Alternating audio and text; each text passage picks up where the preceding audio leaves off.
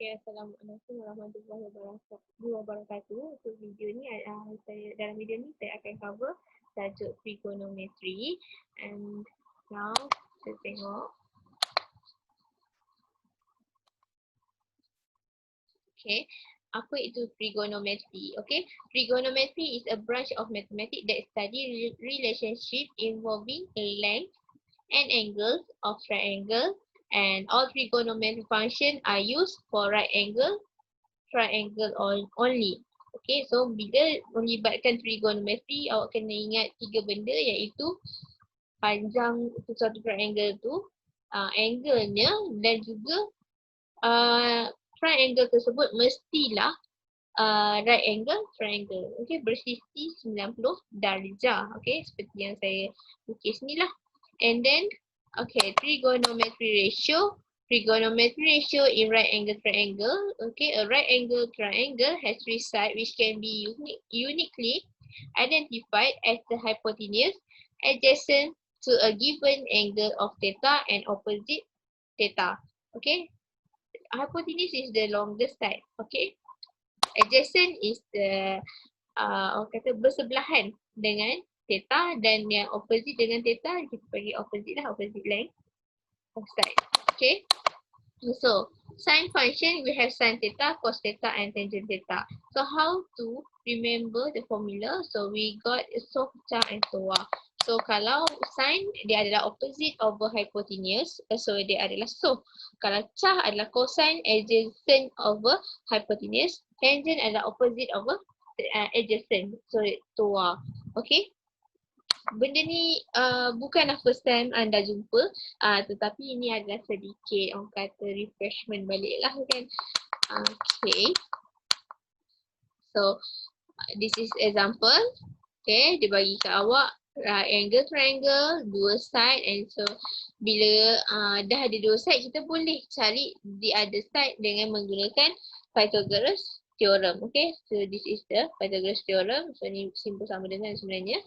Okay, so guna simbol Pythagoras theorem, so we got the hypotenuse length. Okay, bila kita ada tiga-tiganya, kita boleh cari cos theta, sin theta dan tangent theta. Okay, dekat sini dia tak minta theta. Okay, so sebab itu kita punya jawapan dalam bentuk seperti ini. Kalau dia minta theta, jawapan kita kena dalam degree lah, angle. Okay. Okay, seterusnya, okay, dia kata given sin theta is equal to 1/3 find tangent theta and cos theta. So opposite dia 1, hypotenuse dia 3. So what is the adjacent? So we use the Pythagoras theorem, find the adjacent, and then we can find the tangent and cos. Alright. You can go to how to find the missing angle. So we have the hypotenuse equal to 12, adjacent 3. So cos theta is equal to 1/4. So the theta is 75.5. Okay, trigonometric ratio for special angle. So this is the special angle 180, 360, 90. What is the special angles? Okay, special angles is 30, 45 and 60. Okay, kenapa dia special angle? Because we can find sin theta, cos theta and tangent theta without using calculator. Okay, bila 30 dengan 60 ni dia ada, okay, dia 90 darjah di sini. So the other angle is 30 and 60. Kalau 45 maksudnya 22 45 lah. Sebab 90 tambah 45 tambah 45 dapat 180. Okay, then bila kita dapat 30, okay, so kita bila dapat 30 kita boleh dapatkan sin theta dia 1/2, cos theta dia ini, dan tangent theta. Okay, semuanya berdasarkan okay, untuk 30 dan 60 berdasarkan triangle yang pertama. Okay. Okay, soalan boleh juga tanya awak dalam bentuk radian. Okay, sebab tu kena tahulah. Sebab pi adalah 180. So 180 bagi 6 adalah 30 darjah. Okay. Okay, sin theta, okay, kalau theta dia adalah kosong, nilai dia adalah kosong. 90 adalah 1, 180 kosong, negatif 270 adalah negatif 1, lepas tu 360 adalah kosong. Cos theta dia bermula dari 1, kosong, negatif 1, kosong dan 1. Dan kalau awak nak tahu 1 dengan kosong dan 360 always same lah dia punya nilai. Okay. Alright, so table yang tadi tu untuk special angle awak boleh gunakan untuk jawab soalan seperti ini. So you can refer to that table, okay, masukkan sin 30 berapa nilai dia, okay, tangent 45 berapa dan dapatkan nilai. Sangat mudah. Okay. Okay, cos 45 1 over square root of 2 minus, okay, kat sini ada 2, kita salin dia 2, sin 30 1 over 2. So, masukkan dapatlah seperti ini. Okay, direction, angle and trigonometric ratio for any angle. Dia kata definition, positive angle and negative angle. Okay, apa tu positive angle and negative angle? Sebenarnya positive angle dengan negative angle, it indicates the direction. Okay, kalau positive angle, okay, from the initial side, dia bergerak arah lawan jam. Tapi kalau negative angle, dia arah lawan jam. Tapi kalau negative angle, dia ikut arah jam.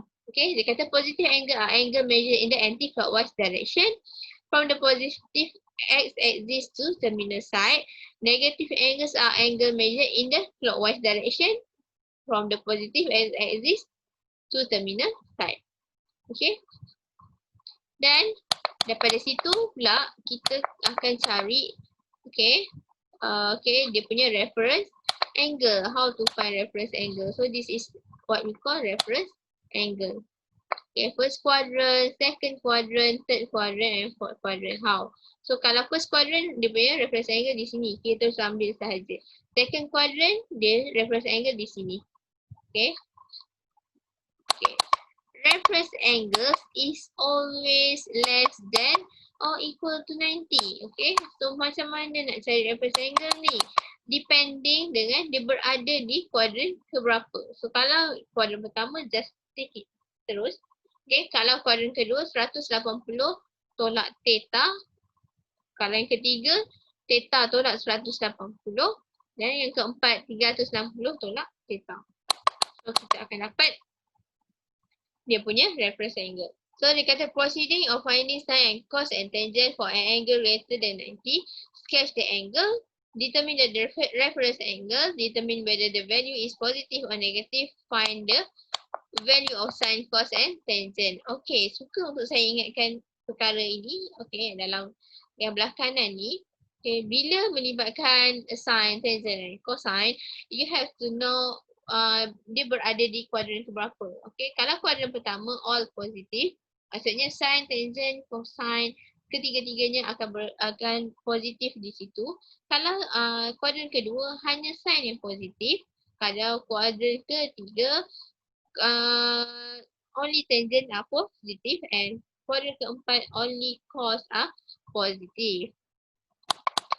Okay, sketch the angle. Okay, sketch the angle. This is how we sketch the angle. Okay, kalau tengok 270, okay. Tak ada masalah kalau dia positif semua orang dah tahu. Tapi kalau tiga ada negatif, dia bermula daripada kuadran keempat, okay, dia berhenti di kuadran pertama. Dia terbalik. Okay. Okay, find the reference angle for each angle given. Okay, kalau 50, okay, dia berada di kuadran pertama, just terus ambil nilai. Berada di kuadran kedua, kita perlu tolakkan. Okay, 180 tolak kita dapat tu 120, so tolak dapat 60.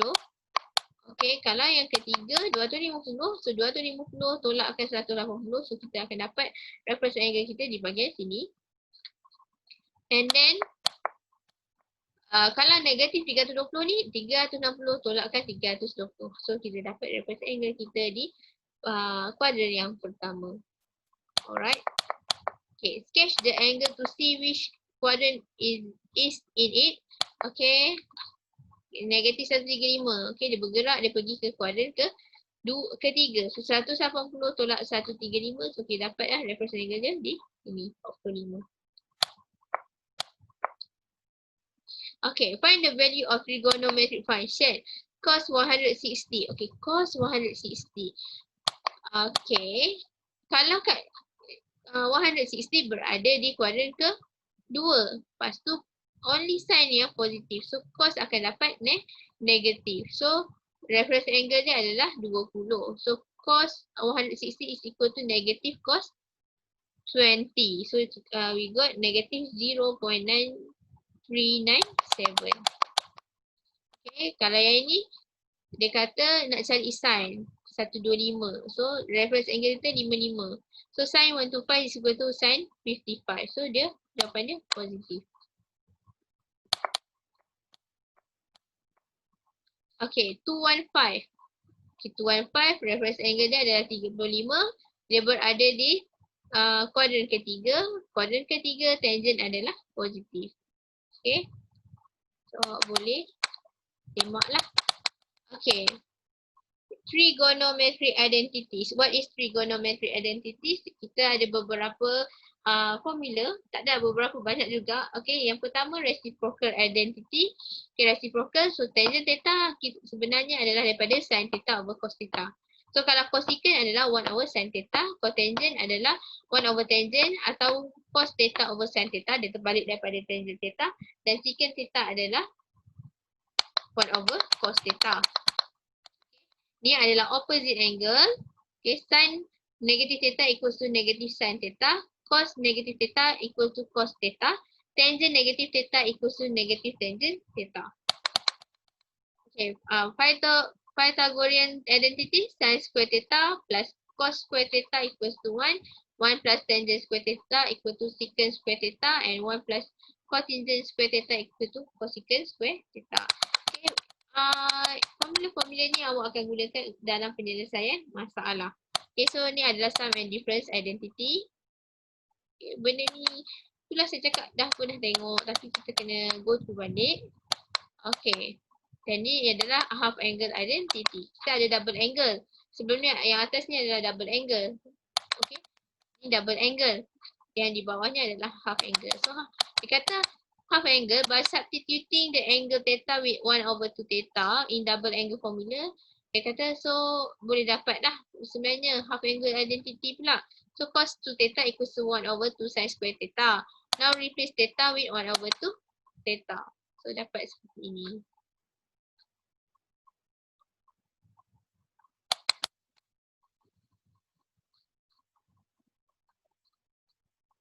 Alright.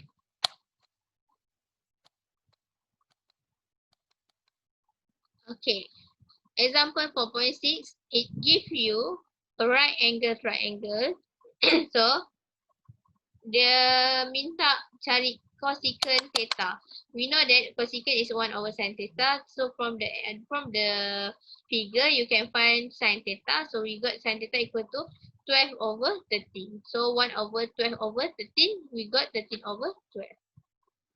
So secant theta is 1 over cos theta. So cos theta is 5 over 13. So 1 over 5 over 13 equals to 13 over 5. So same goes to cotangent theta. Alright.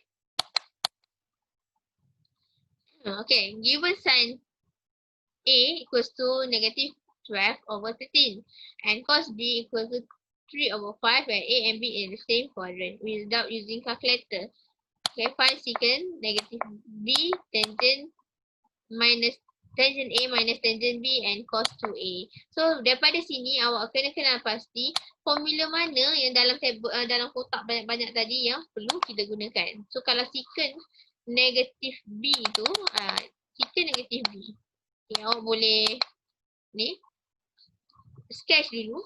Okay, how they got. Okay, so secant negatif B. Secant negatif B is equal to 1 over cos negative B. So cos negative B tadi, cos negative B sama je dengan cos B. So dapat 5 over 3. Sebab cos B adalah 3 over 5. Okay, tangent A minus tangent B. Okay, masukkan je tangent A, tangent B. Masukkan nilai sahaja. And then cos 2A. Okay, kalau cos 2A, kita ada beberapa pilihan formula. Sama ada awak nak guna cos square A minus sin square A, ataupun 2 cos square A minus 1, ataupun 1 minus 2 sin square A. Okay. Okay, dia kata show that cos pi over 2 minus t is equal to sin t. Okay, use sum and difference identity. Okay, this one. Sum and difference identity. So cos A minus B equal to cos A cos B plus sin A sin B. So cos A adalah pi over 2, cos B adalah t. So kita masukkan nilai. Okay, cos pi over 2 dapat kosong.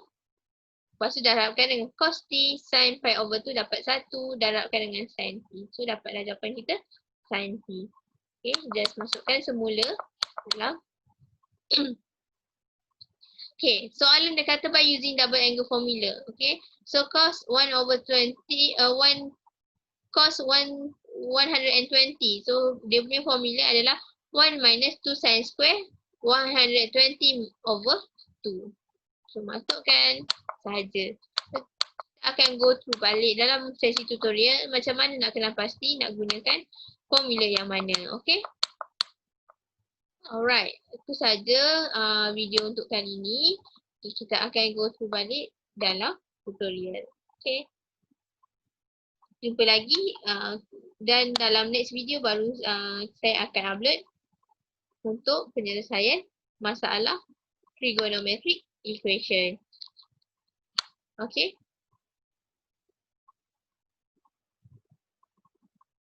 Bye-bye.